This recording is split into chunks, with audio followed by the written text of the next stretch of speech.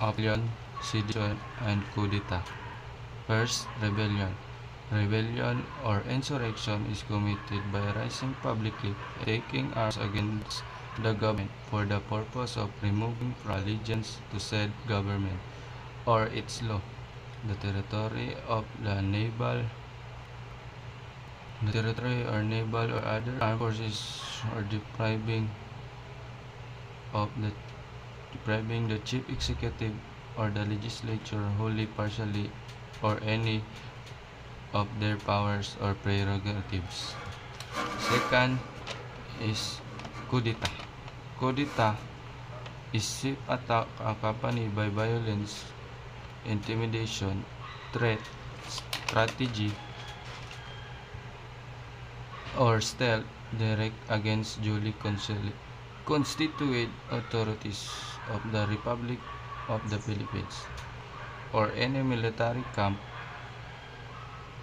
or installation, communication network, public utilities, or other facility needed for the exercise and continued possession of powers singly or simultaneously carried out anywhere in the Philippines by any person or person belonging to the military or police or holding any public office of the employment with or without civilian support or participation for the purpose of seizing diminishing state of power.